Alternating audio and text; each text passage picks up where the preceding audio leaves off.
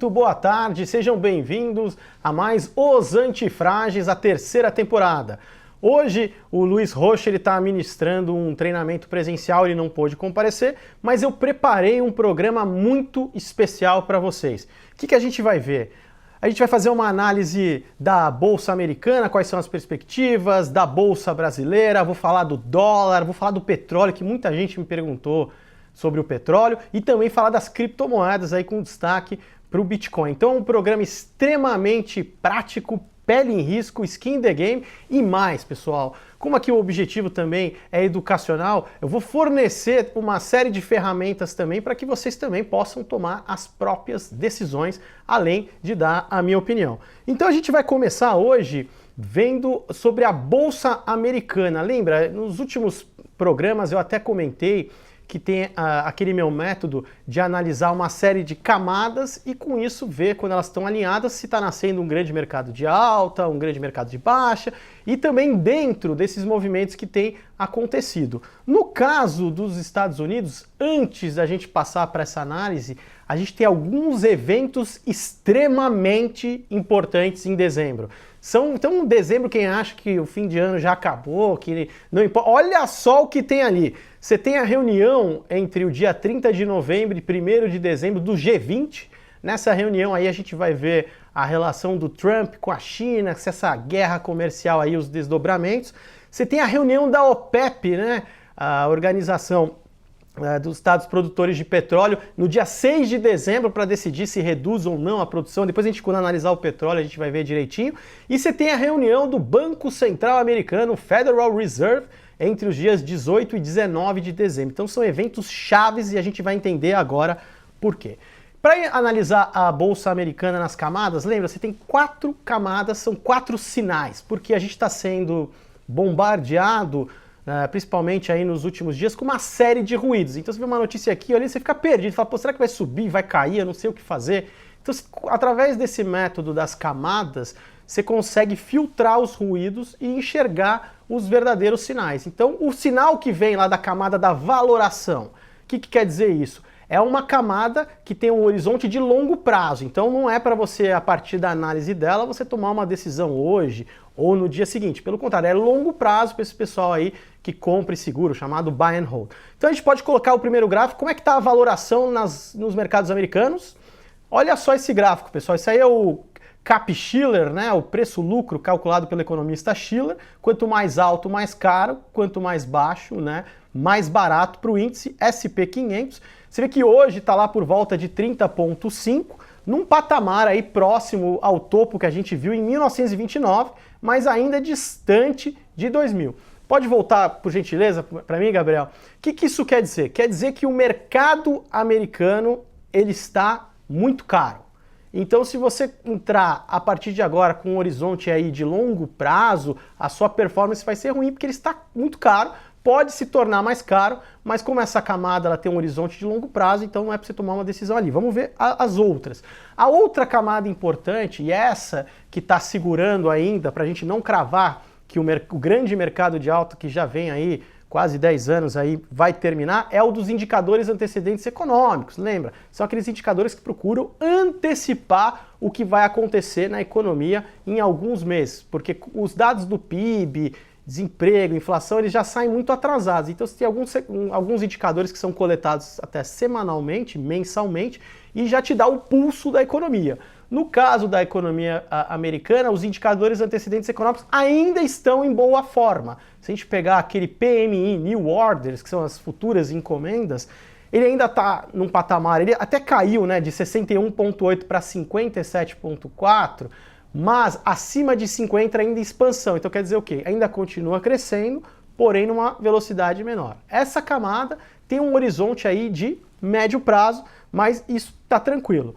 Sentimento, que é para a gente ver se o mercado está muito eufórico ou não, ou muito pessimista, ele está neutro. Então já chegou até a ficar um pouco mais pessimista, mas você já tem algumas conversas de pessoas falando em crash, em recessão, então está neutro, ficando pessimista. Agora vamos ver a última camada do mercado americano para a gente cravar aí nossa conclusão. A ação dos preços, podemos botar o gráfico na tela, por favor?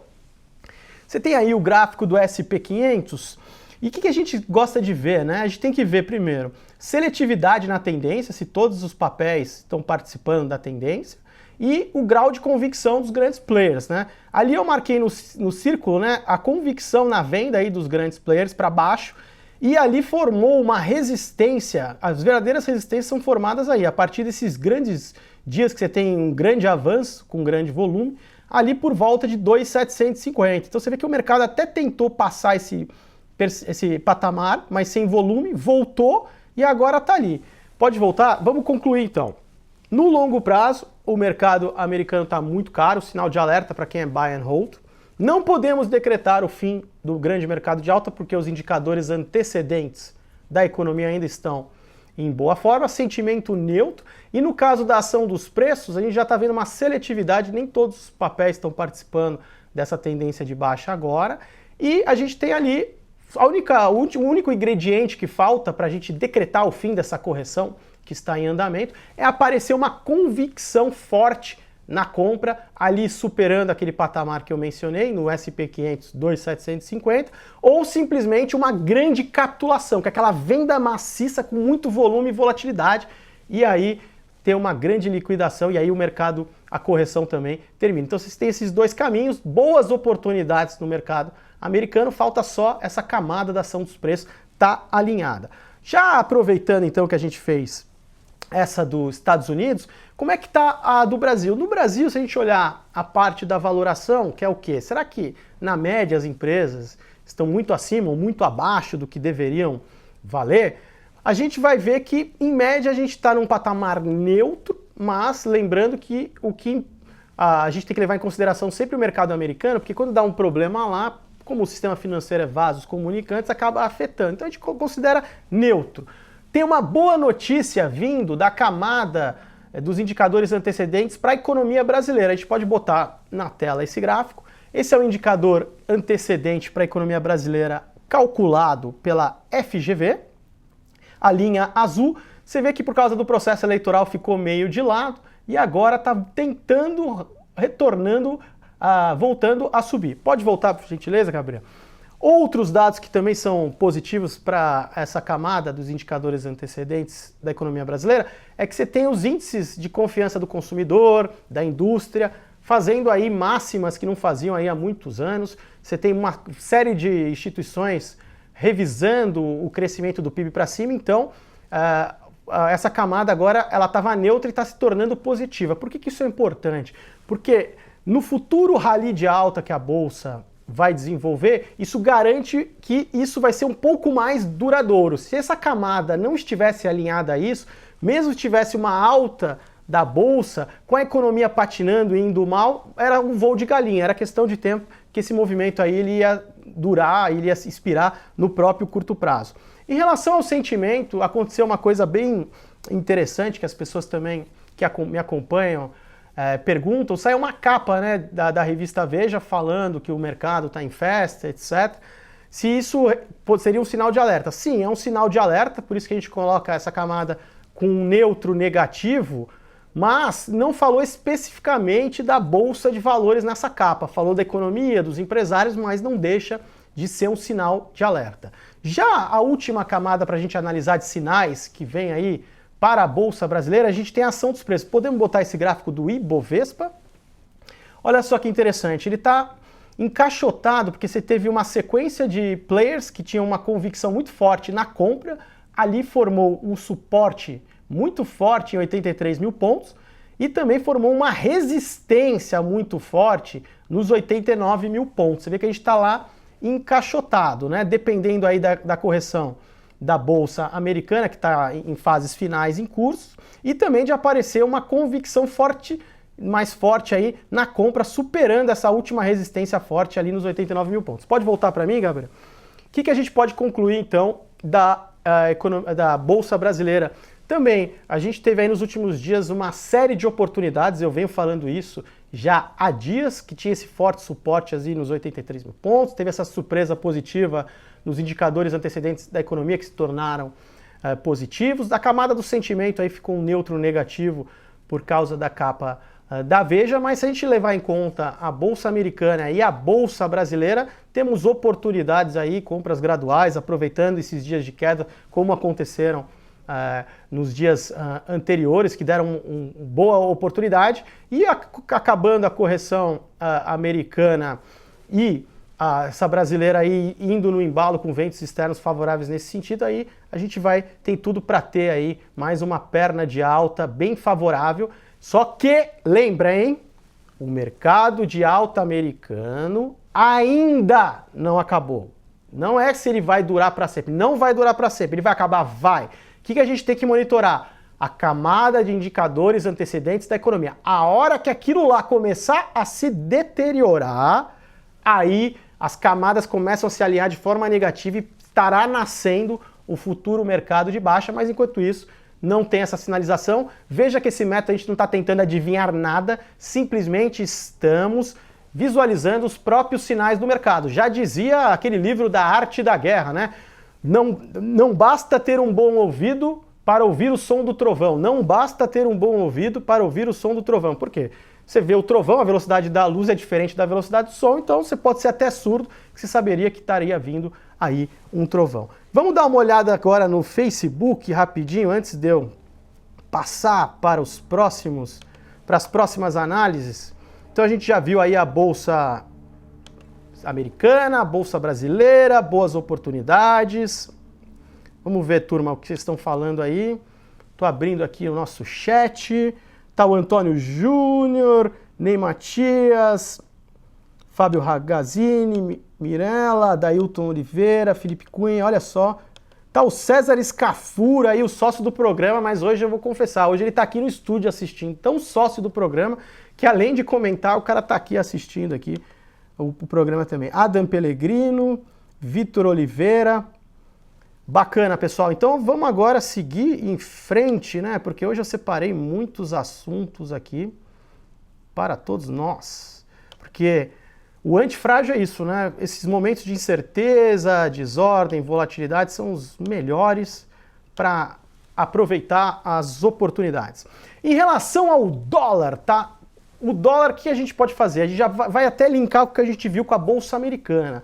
Um dos drivers da Bolsa Americana, que eu até esqueci de mencionar, e que vinha fazendo ela patinar, é a alta dos juros, né? O Banco Central Americano vem aumentando os juros, porém, como você começou a ver uma série de problemas já com algumas empresas que estão muito endividadas, a princípio eles vão aumentar agora em dezembro, a taxa agora, para não falar que eles estão voltando atrás, porém, olha só que interessante esse movimento.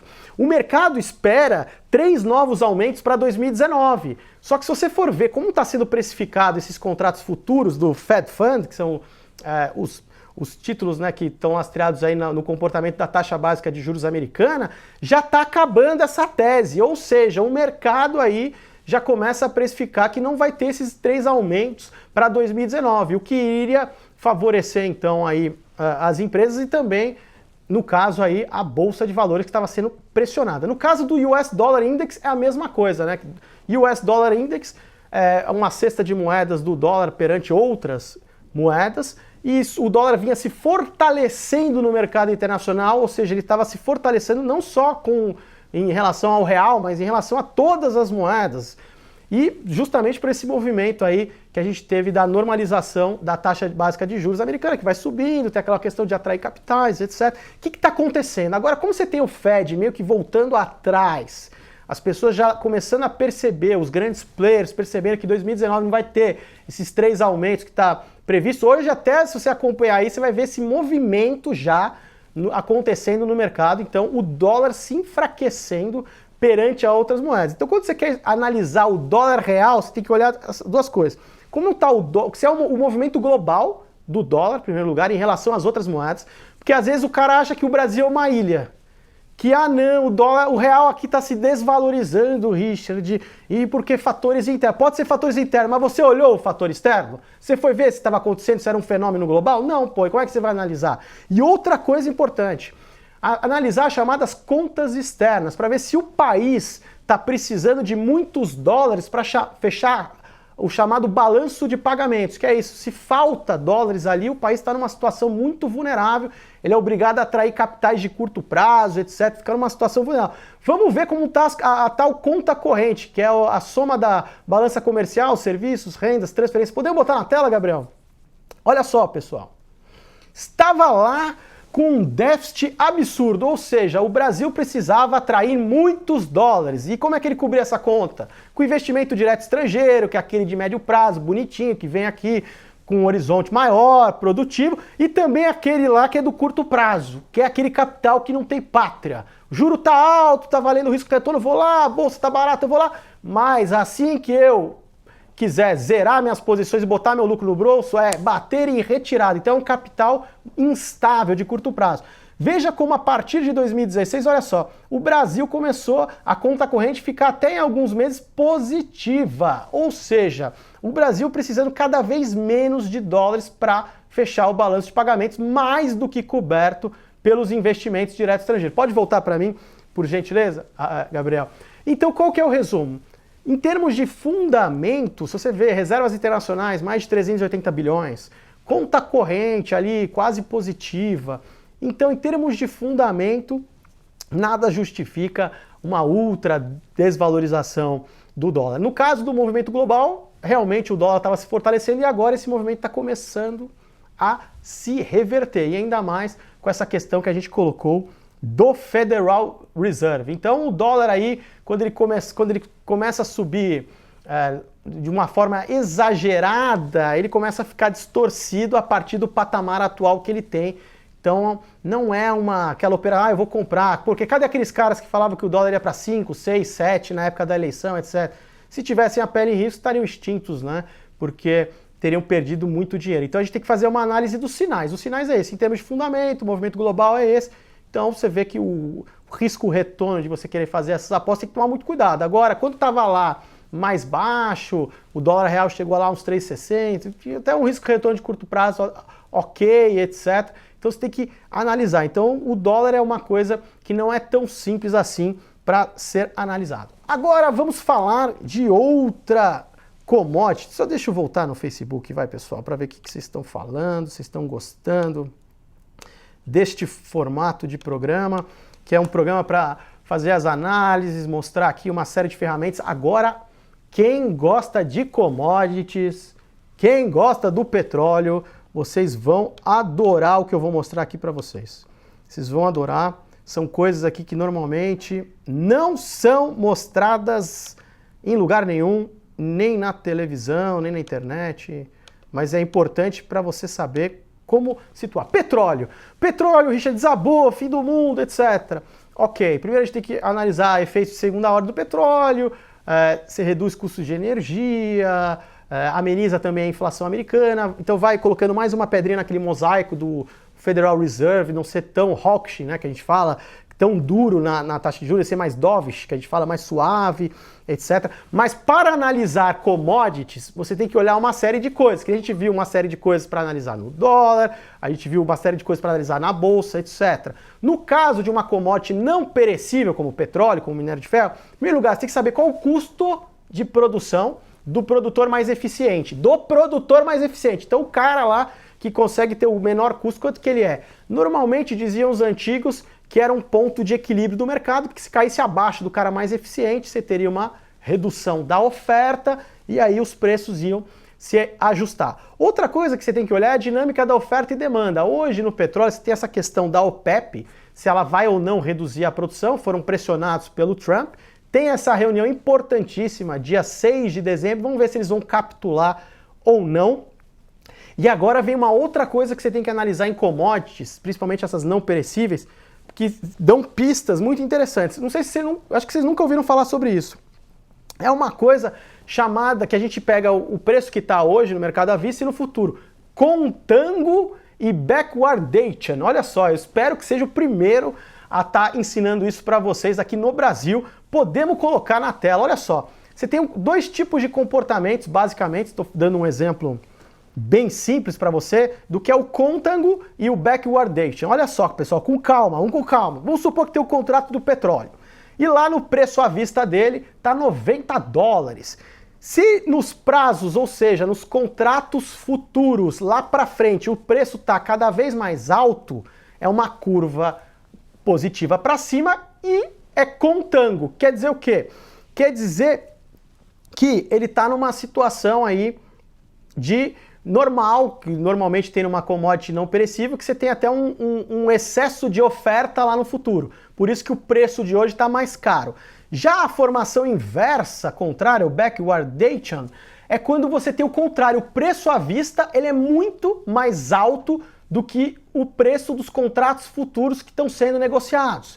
Isso dá um sinal importante. Qual que é o sinal? Isso sinaliza que você está tendo uma restrição de ofertas, tem um problema de oferta lá na frente que o mercado está enxergando, uma certa escassez. Pode voltar por gentileza para mim, Gabriel? E isso quer dizer o quê?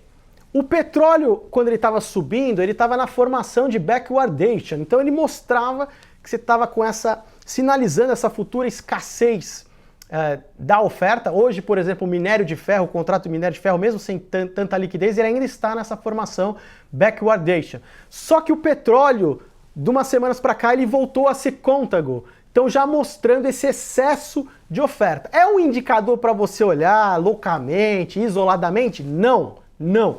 Eu estou ensinando formas de você olhar uma série de peças do seu quebra-cabeça para você tomar a sua decisão. Você vai olhar depois também a ação dos preços para ver se tem alguém com muita convicção na compra, na venda, volume, etc. Mas olha que interessante, tem que olhar. Se você operava commodities, principalmente essas não perecíveis, e não olhava a curva para ver se estava contango ou backwardation, você estava totalmente no escuro. Outra coisa que eu gosto muito de olhar no petróleo é o nível de apostas na baixa que os fundos hedge têm.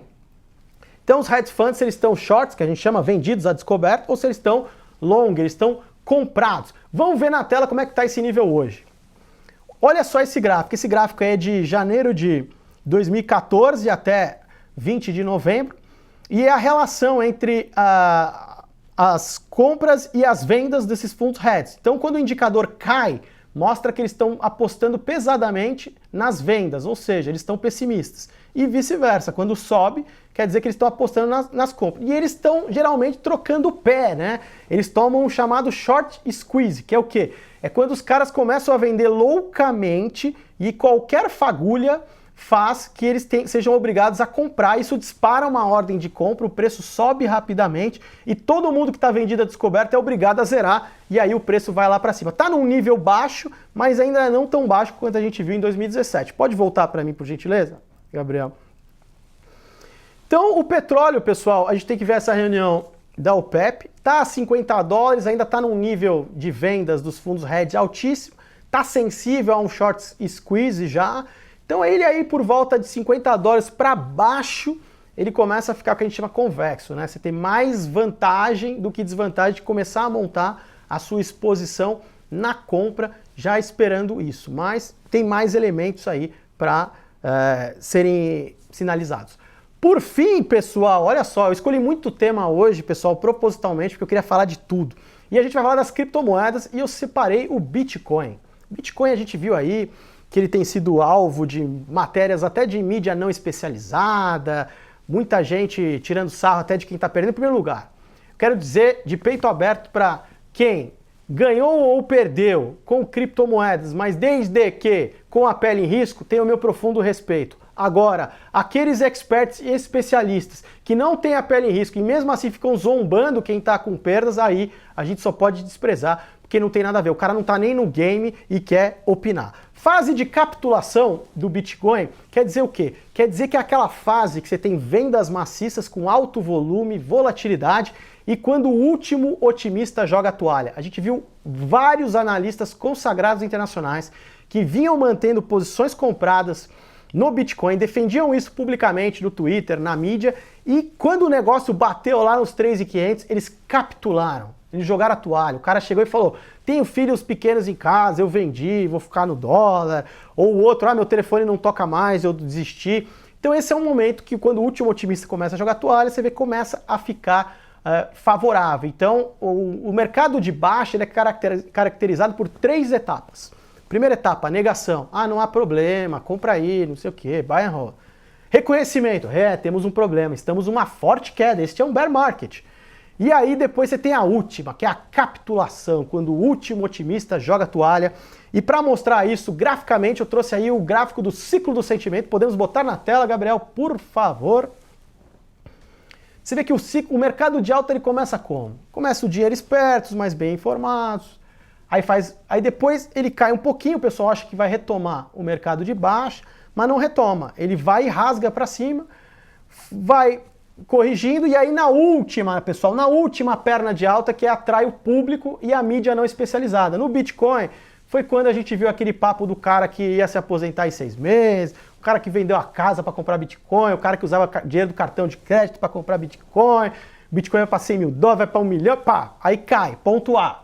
Vem a negação, né? Ah, não, vai retomar o bull, o mercado de alta, não tem problema. Aí você tem o ponto B. O ponto B é o chamado pulo do gato morto, Dead Cat Bounce, que é uma coisa que é para enganar as pessoas. A pessoa acha que vai retomar o bull e aí vem a onda C, né? Que é essa onda aí do medo, né? Começa a dar pânico, começa as pessoas a reconhecer que tem um bear market e lá no final você tem o medo, né? O desprezo, né? As pessoas começam a perder a esperança e ali é a fase da capitulação que no momento estamos. Pode voltar para mim, por gentileza? Então, como eu venho falando já desde meados de agosto, lá dos 5.800 dólares, ali o nível de fragilidade, que é uma forma que eu tenho uma inteligência artificial, o Hydra, que ele calcula níveis de fragilidade para ver, né, se vale a pena estar exposto ou não. Isso aí eu já falei, quem quiser depois procura mais vídeos sobre isso. Ali deu um nível de fragilidade muito baixo de uma escala de médio prazo, que é um sinal forte, como a gente viu aquele sinal forte de topo ali em dezembro, só que agora é o contrário, era sinalizando que estava formando um grande fundo em construção. Faltavam alguns ingredientes, que seriam a chegada da desordem, e a desordem ela pode vir, como a gente viu aí, com uma capitulação muito forte, alto volume, os últimos otimistas jogando a toalha. Então a gente está nessa etapa final do grande mercado de baixa, então o pessoal ir fazendo compras graduais, aproveitando principalmente os dias de forte e queda, e ficar focado nos sinais e não nos ruídos.